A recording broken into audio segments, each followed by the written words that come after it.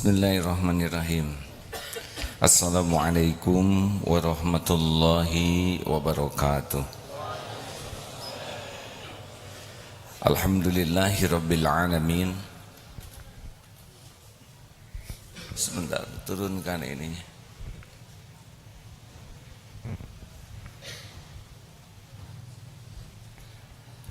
Alhamdulillahi rabbil alamin.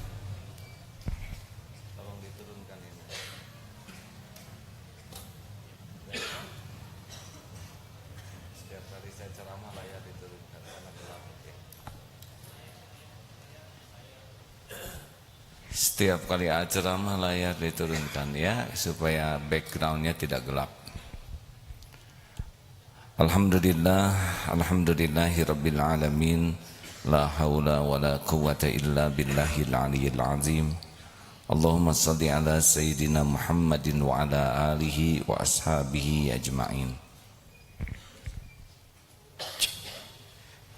Kajian Al-Hikam nomor 278. Bismillahirrahmanirrahim.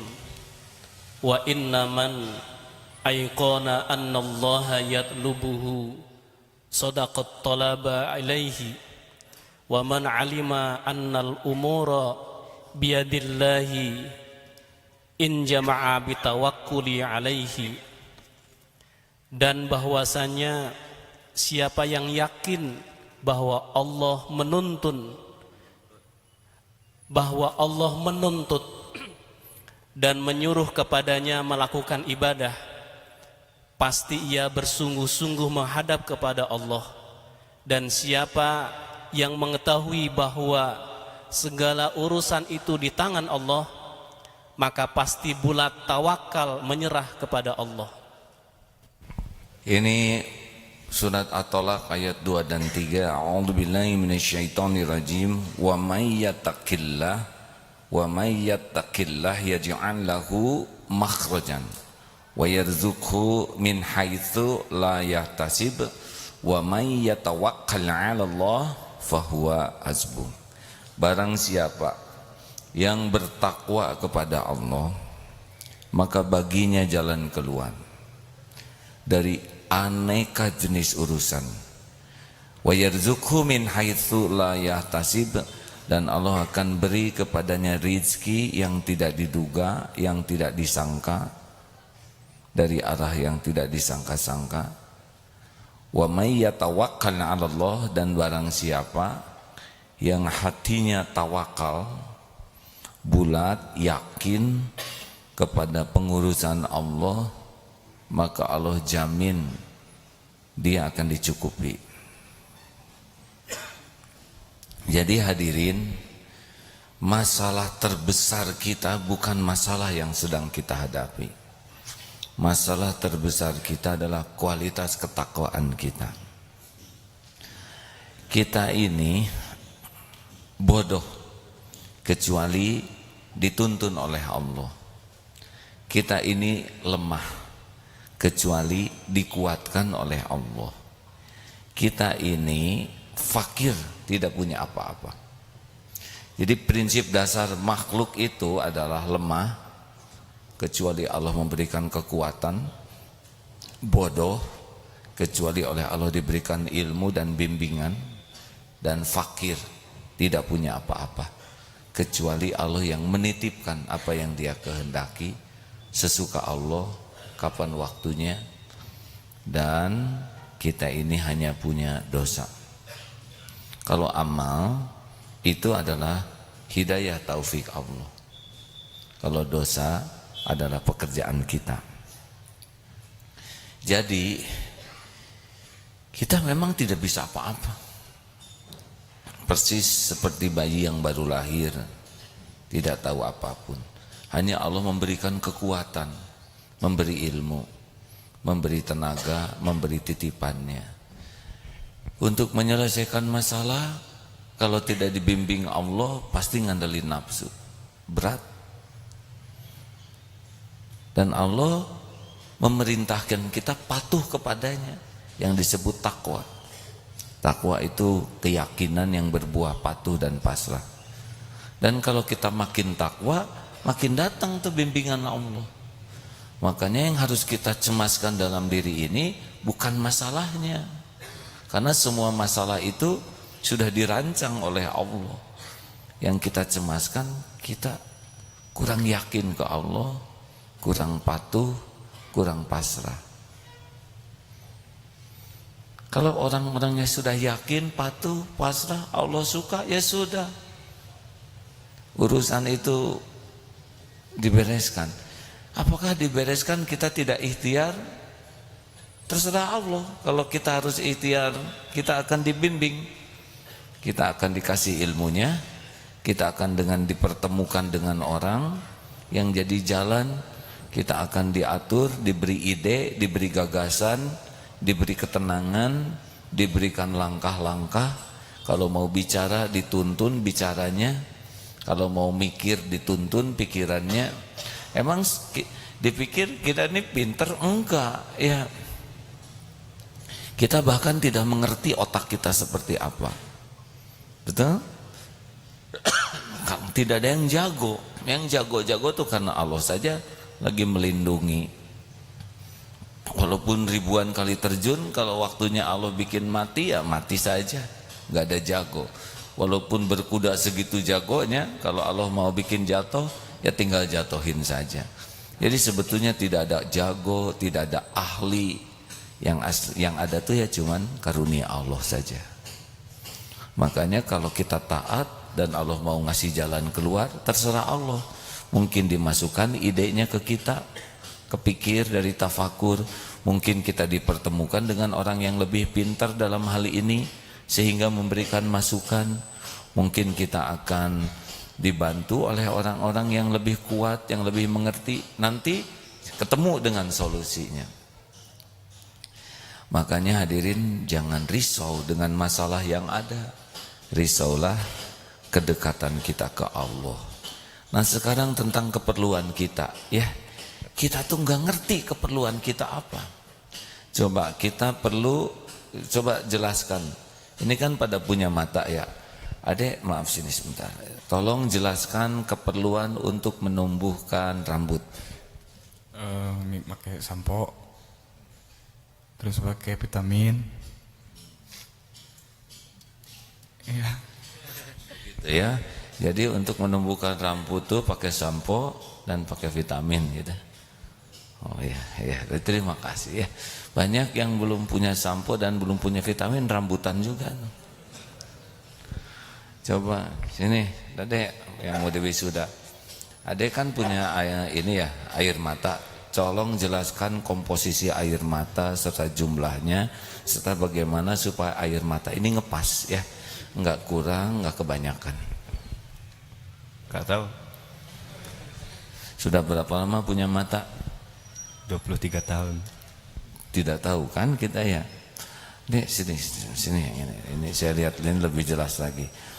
Tolong bagaimana untuk menumbuhkan gigi ya, supaya tidak kepanjangan dan jumlahnya tidak kebanyakan. Gak bisa kepikir. Tidak kepikir. Kenapa semuanya memanjang, giginya enggak? Panjang terusnya kan. Bayangkan tidak? Tubuh membesar, gigi memanjang tuh sampai penuh. Satu lagi sini deh. Ini sudah ada lama nih. Gimana supaya air ludah komposisinya apa saja supaya nggak kebanyakan? Belum ada ilmunya. Tidak ada. Kenapa kita nggak kebanyakan air ludahnya? Coba kalau kebanyakan 2 liter sehari ya, tidak ada wibawa. Di sini harus bawa ember kecilan. Coba kebayang tidak presiden bawa taplak di sini? Nyaris kita tidak tahu apa-apa tentang tubuh ini, benar? Tapi beres tidak urusan tubuh ini? Jawab, beres tidak? Beres nih. Masya Allah. Mata kedip tidak usah dihitung berapa kedipan sehari. Waduh, Masya Allah, Masya Allah. Bandingkan kerumitan tubuh kita dengan kerumitan masalah kita. Rumit mana? Darul Tauhid ini kurang lebih 3.500. harus bangun gaji, nggak ada apa-apanya dibanding rumitnya tubuh ini.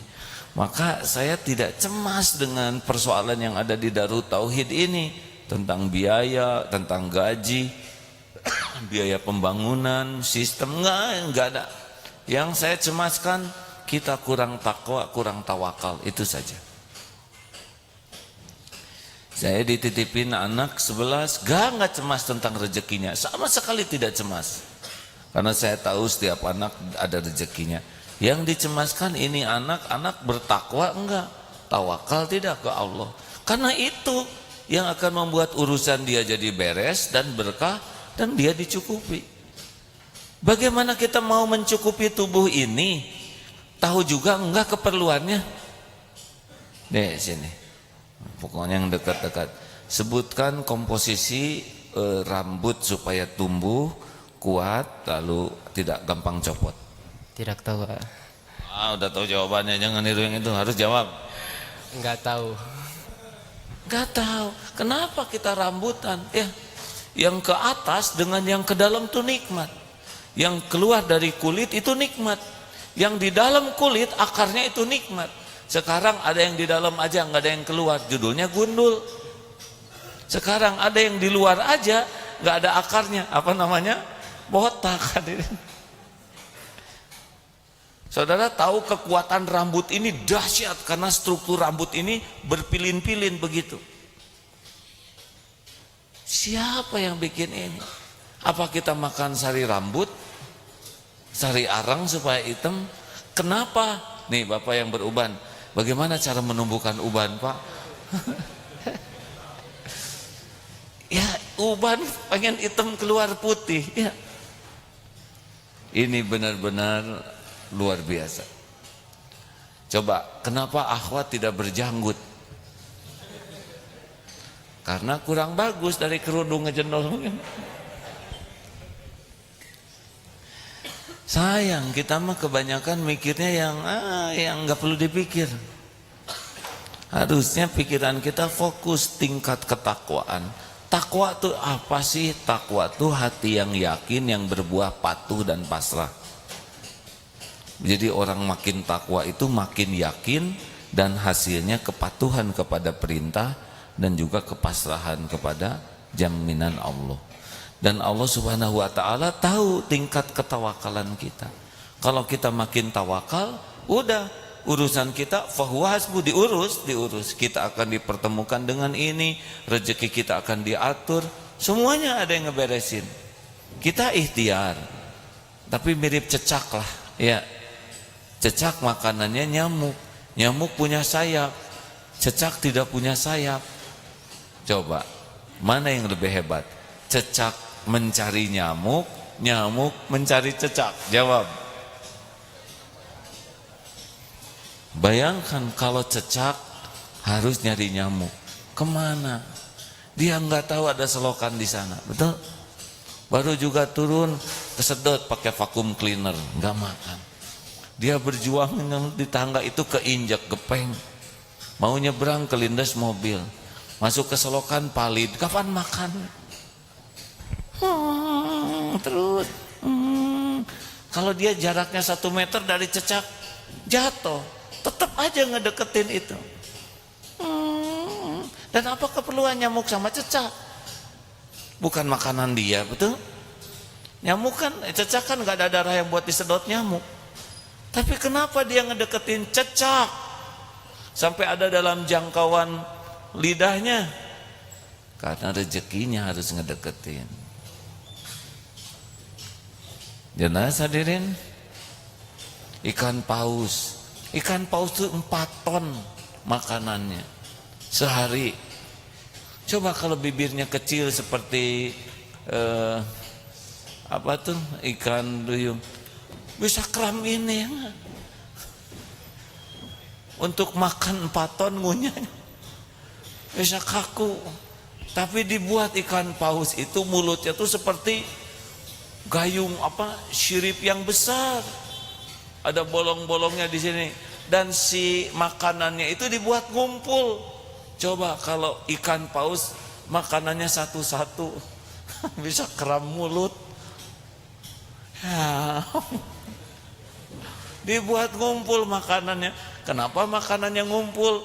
Karena makanan ikan paus punya makanan plankton. Nah, plankton itu makanannya dari EO, BAB dan BA pipisnya ikan paus. Jadi muter. Ikan paus mengeluarkan itunya, outputnya itu dimakan oleh ikan-ikan kecil yang makan plankton, udah ngumpul dimakan lagi. Jadi sebetulnya ikan paus makan ikan kecil. Jadi kalau lihat-lihat yang gini tuh ya jangan hanya lihat tapi tafakuri bagaimana kebesaran Allah. Jerapah coba. Jerapah tuh kepalanya di atas, hadirin. Apa coba yang lebih hebat jerapah dari kita? Jantungnya. Karena jantung jerapah tuh berlipat-lipat kekuatannya dibanding jantung kita. Jantung kita di sini ngangkat paling segini nih. Darah kan harus ditekan naik ke atas. Coba saudara niup selang. Kalau deket, gimana kalau selangnya di atas? Yang gede apa? Ini ya kan. Air nggak naik, ini yang melebar. Jadi otot jantungnya jerapah harus mompa ke kepala ke atas. Sebab kalau nggak dipompa, nggak ada getihnya itu di atas. Jerapah super blow on karena otaknya nggak ada darahnya. Siapa yang bisa melakukan itu? Kan? Ini hadirin yang paling penting dalam hidup tuh bukan masalah cari uang. Itu mah cemen ya. Gimana menemukan Allah Subhanahu wa taala dalam segala hal. Sehingga berbuah kita tuh tahu kita ini ciptaan Allah, segalanya ciptaan Allah, segalanya milik Allah, dan kita tinggal patuh saja kepada Allah. Kita ngaco saja diurus oleh Allah, benar? Di rahim ibu, apa sih kita ini? Hanya makhluk kecil di tempat tersembunyi, beres tidak rezeki kita? Tolong jawab hadirin, jangan bikin saya jengkel ya. Waktu kita janin di rahim ibu, rezeki ada? Cukup? Beres tidak keperluan kita? 9 bulan ada di sana tanpa mikir, tanpa ikhtiar, ketemu tidak? Beres. Syariatnya ibu, jengkol, dorok-dok, beteuy, perkedel, cireng. Gak mungkin jadi bayi dari input kayak gitu ya. Coba cireng diemplek-emplek, mustahil. Jengkol coba. Gimana kalau dia utuh dan nempel tersisa di sini? Diramu, masuk ke plasenta, yang ke kita cocok dengan keperluan janin. Gak kelebihan tuh. Masya Allah. Dan ibu nggak tahu lagi janinnya seperti apa. Yang ibu tahu mah karedok leunca. Dari segi nama aja makanan itu mengkhawatirkan. Apalagi lagi ngidam tuh pedas. Coba kalau nggak disortir dan nyampe ke kita cabenya, matang tuh janin, benar? Beres, terstruktur, terbangun kita nih. Nih ngebangun masjid ini udah ada insinyur, ada teknik sipil, ada ahli kelistrikan, ada tukang tembok, tukang ngecat, ada semacam-macam. Lah janin tukang apa di dalam? Tapi terbangunnya terstruktur tuh detik demi detik. Mana dulu yang harus jadi? Coba kalau yang jadi kaki dulu ya. Terus baru hidung, baru jantung di atas jempol. Kayak apa bentuknya? Gimana menumbuhkan rambut di janin? Apa ibu makan sari ijuk gitu? Ngemut ijuk supaya rambutan? Beres. Dah bapak mah apalagi nggak tahu apa-apa ya. Brol ke dunia. Siapa yang ngajarin? Nangis, ha? Air susu langsung ada di ibu. Ibunya tidak mengeluarkan air susu, sapi mengeluarkan. Coba itu, mana yang ngedeketin? Bayi ngedeketin sapi, sapi ngedeketin bayi. Pak, jawab. Hah? Bapak udah tahu jawabannya, kenapa ngomong? Harusnya pura-pura nggak tahu. Harus ngebahagiain saya, Pak. Susu sapi, tapi kenapa Bapak tidak mirip sapi? Harusnya kan anak-anak yang dibesarkan dengan susu sapi itu misalnya ada ekor lah dikit ya, kenang-kenangan, atau tangisannya agak seperti induknya. Modifikasi enggak tuh. Jadi sekarang mengerti ya Pak, kenapa manusia tidak boleh menikah dengan sapi? Kenapa coba? Karena saudara sepersusuan? Bukan, karena beda jenis.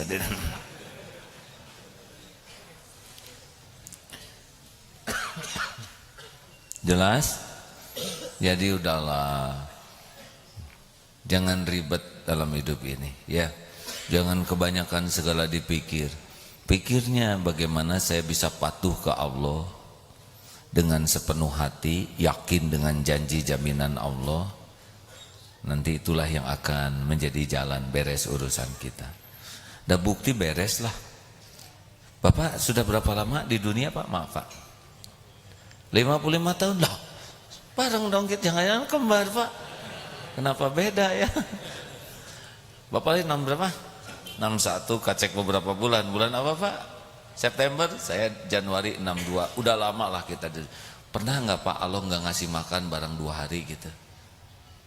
Makan terus ya Pak? Atau Allah lupa ngasih minum lah gitu ya? Sehari? Enggak. Atau Allah nggak lupa ngasih napas ke Bapak bangsa sejam gitu? Beres. Padahal itu mutlak loh Pak. Atau jantung Bapak misalkan dicepetin oleh Allah gitu kan? Nggak ada tuh, tetap jantungnya ngepas ya, tanpa kita tahu ngatur ritme jantung. Atau mungkin Bapak pernah air ludahnya kebanyakan, air mata kebanyakan ciremai, enggak. Atau oksigen misalkan oleh Allah dikurangin lah, enggak. Tanpa kita pikir beres urusan kita, benar? Padahal ini rumit sekali. Bandingkan dengan masalah keluarga, masalah anak, masalah kantor, nggak ada apa-apanya. Kalau yang sangat rumit saja beres, masa sih urusan-urusan yang sederhana nggak diberesin Allah, betul? Makanya masalah terbesar kita itu adalah ketakwaan ke Allah Subhanahu wa Ta'ala. Jadi bukan masalah ini, bukan masalah ekonomi, bukan masalah politik, bukan masalah kedekatan dengan Allah, masalah ketawakalan, takwa, tawakal. Nah, kalau takwa, tawakal ini udah serius jadi prioritas hidup kita, sudah yang lain-lain seperti tubuh ini. Kita akan ikhtiar, tapi ikhtiarnya dibimbing oleh Allah. Kita akan mikir, tapi pikirannya dituntun oleh Allah. Jadi strategis. Jadi orang nyangka, kamu hebat. Kok bisa mikir ini? Ya Allah saja yang ngasih ide ya. Tidak ada yang hebat. Yang hebat adalah pertolongan Allah Subhanahu wa Ta'ala. Cukup. Ada pertanyaan? Terima kasih. Ini SMP Negeri 16 Depok. Mana ada? Oh, terima kasih. Selamat datang deh. 266 Majelis Taklim Baitul Ilmi Cirebon. Ada? Alhamdulillah. Sekarang tamu ngejarnya malam Jumat di sini ya, karena tahu saya matuh di sini tiap malam Jumat, Kamis, malam Jumat. Silakan, ada pertanyaan Pak?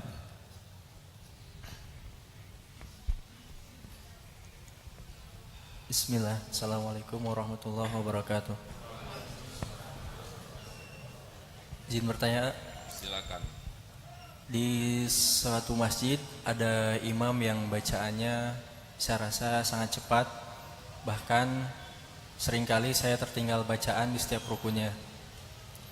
Yang saya tanyakan, sebaiknya solusi seperti apa yang harus saya lakukan? Apakah menegurnya secara baik-baik ataukah berbicara kepada tokoh di sana untuk memberitahukan? Baik, sebetulnya forum ini khusus untuk kajian tauhid ya, tapi tidak apa-apa karena udah keburu nanya ya.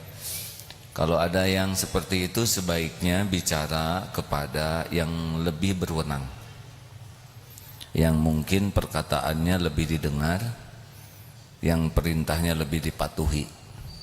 Kalau kita yang lebih muda bicara, pertama belum tentu pembicaraan kita ini caranya baik, yang kedua beliau belum tentu mau dengar dari yang muda gitu. Lebih baik masukan, dan kalau memberi masukan jangan pakai penilaian.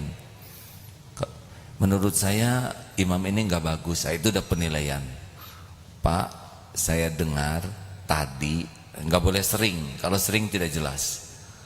Pada waktu sholat maghrib, bagi saya bacaannya merasa terlalu cepat. Saya tidak tahu pendapat jamaah yang lain dan saya belum paham bagaimana hukumnya. Silakan Bapak cari informasi. Gitu. Jangan-jangan hanya kita saja yang merasa salah, ya.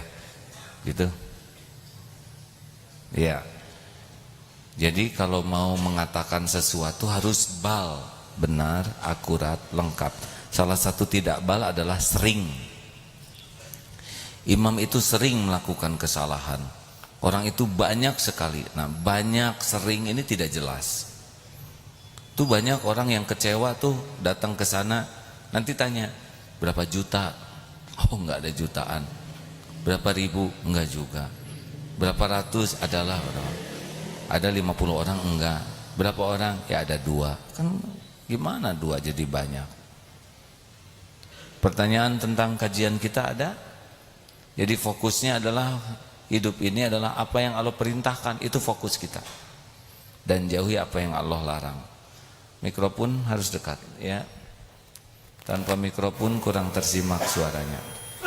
Ini dulu. Bismillahirrahmanirrahim. Assalamualaikum warahmatullahi wabarakatuh. Saya ingin bertanya, tadi saya di materi mendapatkan penjelasan bahwa kita itu kalau sholat harus merasakan disolatkan gitu. Nah mungkin berarti maksudnya disolatkan dan juga hidup ini digerakkan oleh Allah itu seperti apa gitu. Jadi tadi di sholat itu kita itu harus bisa merasa bahwa diri ini disolatkan gitu. Nah, itu maksudnya gimana? Saya juga kurang tahu. Ya atau tanya ke beliau. Gini ya, untuk khusyuk ini beragam tekniknya. Karena tiap orang punya beragam latar belakang. Tapi yang jelas sholat khusyuk ini kata kuncinya adalah penting. Kita akan khusyuk dalam situasi penting, pasti itu. Kita kurang fokus tuh kalau kurang penting.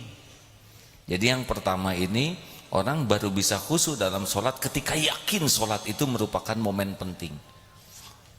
Penting itu menentukan. Coba lihat orang yang mendapatkan vonis, serius. Atau menjelang ijab kabul, ada nggak yang main-main gitu, ngagoler di masjid mau ijab kabul? Mustahil.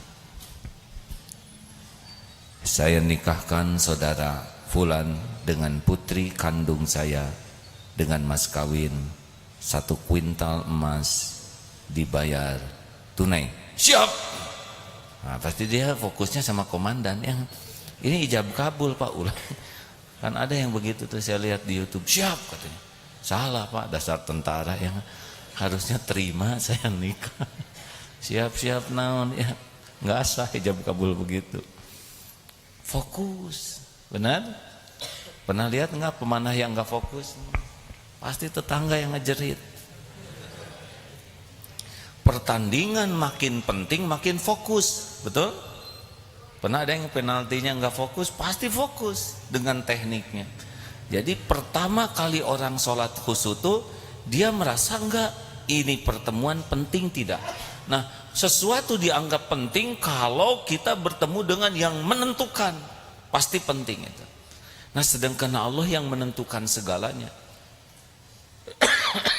Wasta'inu bisabri wassalah. Ketika kita sadar Allah yang maha menentukan dan sholat tempat jalannya keputusan itu sholat menjadi penting.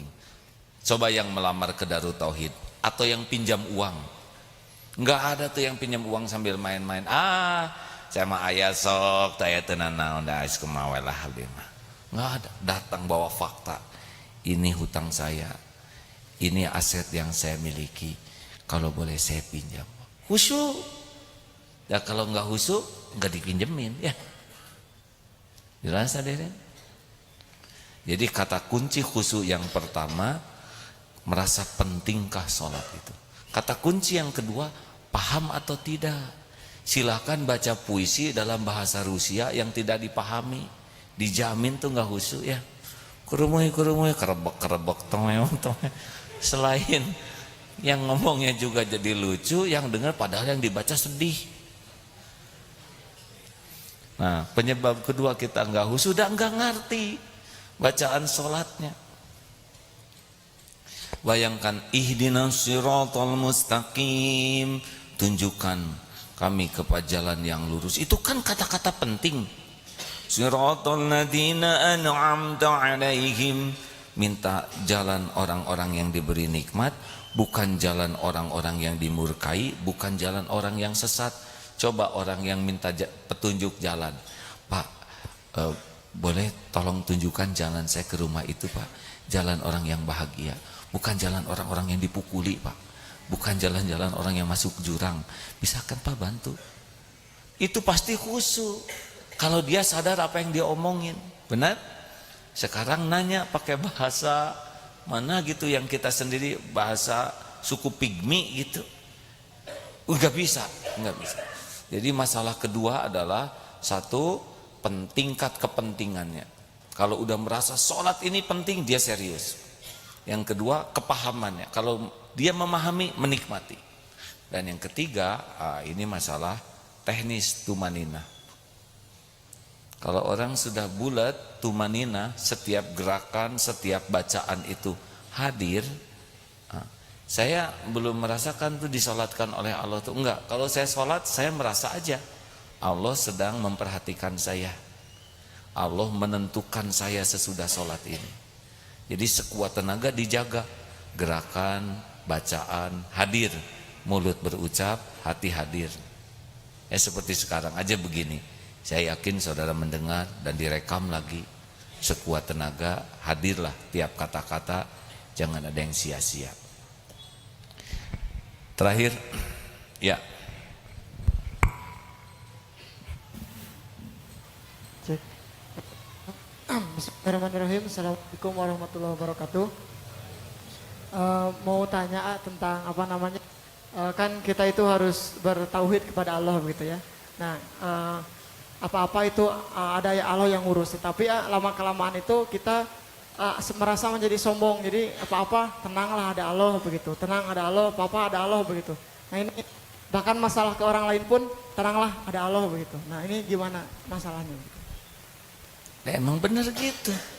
Sombong itu dua, batorul haq wa qumtun nas, mendustakan kebenaran dan menganggap remeh orang lain. Itu sombong, sakabur, takabur, sombong itu cirinya. Tenanglah ada Allah. Udah benar tuh. Tinggal dia jadi patuh enggak ke Allahnya.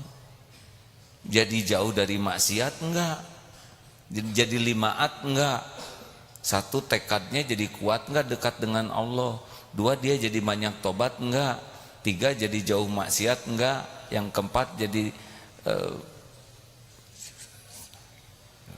tobat, taat enggak. Lima, jadi manfaat enggak.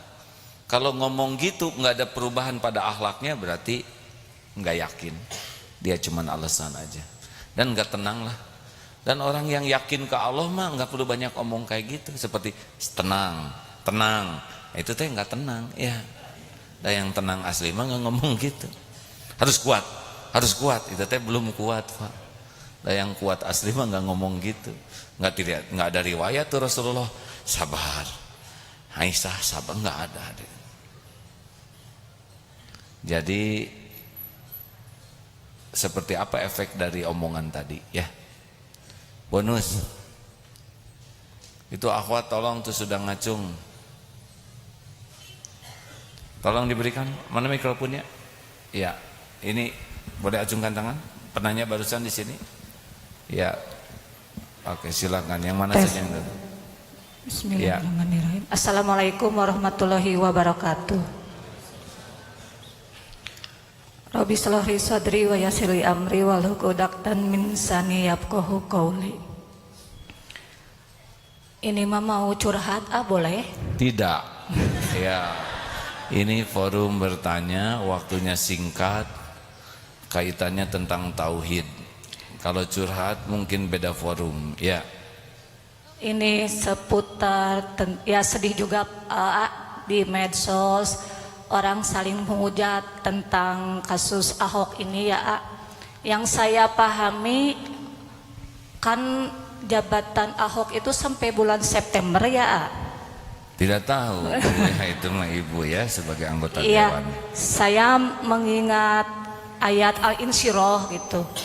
Ayat ke-7, A'udzubillahi minasyaitonirrajim, fa idza faragta fansab, bahwa apabila kau telah selesai urusan satu, maka tetaplah bertekad ke urusan yang lain. Terus saya teringat tentang cerita seorang musafir yang berkelana hingga singgah di suatu tempat. Beliau nginap di suatu tempat. Di tempat tersebut beliau membacakan ayat kursi, lalu ada suara yang mengikutinya. Pas di wala yauduhu hibduhuma, nah yang mengikuti ini berhenti.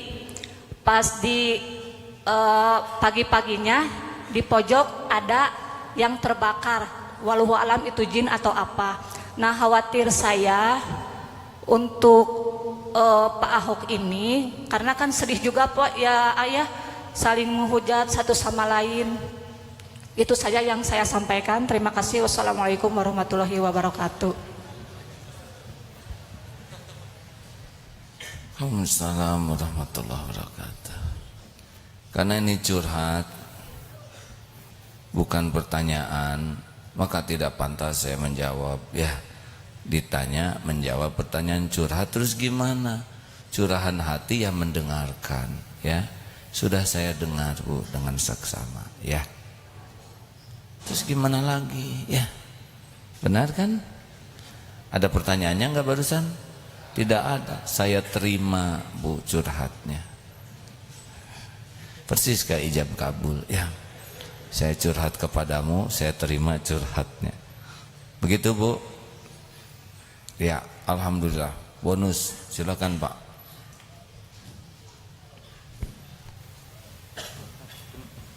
Tentang Pak Ahok. Pak Ahok itu ciptaan Allah, spesial untuk Indonesia. Umat Islam banyak hikmahnya. Yang paling penting kita harus berubah jadi lebih baik. Jangan sampai mirip. Ya, doakan Pak Ahok supaya dapat hidayah. Jadi Islam yang soleh. Sebagaimana doa kita kepada orang-orang yang belum dapat hidayah, ya. Kalau belum Islam aja ya nggak usah dipilih, ya, sederhana. Tapi siapa yang nanti jadi gubernur Jakarta, pasti itu keputusannya di tangan Allah Subhanahu Wa Taala. Ya, silakan. Assalamualaikum warahmatullahi wabarakatuh.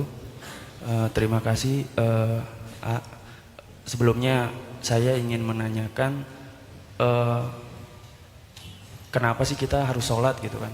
Jadi dalam diri saya itu bertanya, kita ini beruntung gitu karena dilahirkan sebagai keluarga Islam gitu kan. Sedangkan manusia kan dilahirkan suci pada awalnya gitu kan. Jadi kadang saya juga bertanya, kenapa para sahabat itu begitu menikmati sholat begitu. Terus saya juga bertanya, kenapa saya melakukan sholat tapi masih ada aja maksiat-maksiat yang saya lakukan gitu kan.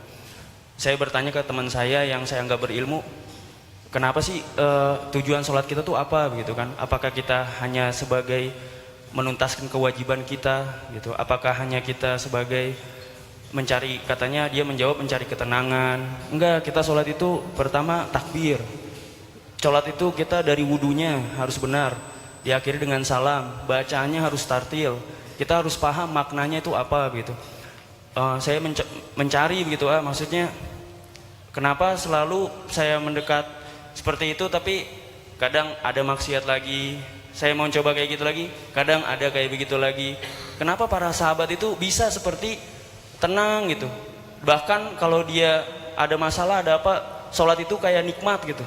Itu bagaimana? Saya kadang nanya ke orang sini, jawabannya cari ketenangan. Saya tanya orang sini, jawabannya supaya apa, bacaannya harus benar. Kita harus kayak gini ya, kayak gitu. Dari versi AA bagaimana gitu? Terima kasih. Jadi kayak orang buta disuruh menjelaskan gajah, ada yang megang ekor, ada yang megang kaki, ada yang megang, semuanya cerita gajah, ya kan? Saya juga mungkin beda lagi. Kalau saya yang tadi itu, bagi saya sholat itu momen sangat penting, karena saya ini makhluk berlumut dosa. Saya ingin diampuni Allah, dan dalam sholat ada tuh, sholat itu mendatangkan ampunan. Saya ini orang yang susah untuk patuh ke Allah. Saya membutuhkan rahmat Allah supaya saya bisa ditolong jadi orang baik. Dan dalam sholat ada warhamni. Saya juga banyak sekali keperluan dan saya bingung bagaimana mencukupinya. Dan sholat itu membuka pintu kecukupan dari yang punya segala-galanya. Wajburni. Dan saya juga nggak mau hidup saya hina di dunia mau di akhirat maupun di akhirat. Saya ingin oleh Allah diangkat derajatnya di sisi Allah. Ternyata ada dalam sholat warhamni. Saya juga sangat perlu banyak rizki, beragam jenis rizki, dan itu yang punyanya cuman Allah. Dan Allah janji dikasih kalau benar sholatnya. Warzukni. Saya bingung nih, saya harus ngomong apa yang benar. Niat saya supaya benar. Saya ngurus amanah pesantren ini juga gimana supaya benar. Dan saya juga ingin sisa umur ini benar. Saya perlu yang nuntun. Wahdini ada dalam sholat. Wah, saya juga nggak mau penyakitan lahir batin. Saya ingin sehat walafiat. Itu juga ada dalam sholat. Wa'afini. Saya nggak mau dosa-dosa saya yang banyak ini dibuka. Saya pengen hapus semuanya. Di dunia hapus, di akhirat hapus. Wa'fu anni. Kita memerlukan sholat, benar? Siapa yang tidak memerlukannya itu tadi? Hanya orang sombong, benar? Sudah hadirin. Mudah-mudahan ada manfaatnya. Allahumma salli ala Sayyidina Muhammad wa ala alihi wa ashabihi ajma'in. Alhamdulillahi Rabbil Alamin. Ya Allah, ya Hayyu, ya Qayyum, ya Arhamar Rahimin, irhamna ya Allah. Duha yang maha menatap, berkahi majlis ini. Catatkan pertemuan ini benar-benar pertemuan yang Engkau ridhoi. Pertemuan penuh ampunanmu ya Allah. Ampuni sebusuk dan sebanyak apapun dosa yang kami lakukan. Hapuskan ya Rabb aib-aib yang selama ini kami tutupi, sembunyikan. Ya Allah, berikan kekuatan kami menghindari maksiat. Berikan kekuatan kami menjauhi dosa. Allahumma inna nas'aluka imanan kamilan wa yaqinan sadiqan wa qalban khashian wa lisanan zakiran wa amalan salihan maqbulan. Allahumma inna nas'aluka taubatan nasuha wa taubatan qoblal maut wa rahmatan indal maut wa magfiratan ba'dal maut. Allahumma hawin alaina fi sakaratil maut. Allahumma inna nas'aluka husnal khatimah wa na'udzubika min su'il khatimah. Allahumma inna nas'aluka ridhaka wal jannah wa na'udzubika min sakhatika wan nar. Allahumma ighfir lana wa li walidina warhamhum kama rabbawna shighara. Rabbana Allahumma ighfir lil mu'minina wal mu'minat wal muslimina wal muslimat al ahya'i minhum wal amwat. Rabbana atina min ladunka rahmah wa hayyi lana min amrina rasyada. Berkahi majlis ini ya Allah. Catatkan siapapun yang hadir ahlul taqwa, ahlul tawakal, ahlul istiqamah, ahlul jannah. Amin ya rabbal alamin. Rabbana atina fid dunya hasanah wa fil akhirati hasanatan wa qina adzabannar. Subhana rabbika rabbil izzati amma yasifun. Wassalamun alal mursalin walhamdulillahi rabbil alamin. Terima kasih. Subhanakallahumma wa bihamdik asyhadu an la ilaha illa anta astaghfiruka wa atubu ilaik. Assalamualaikum warahmatullahi wabarakatuh.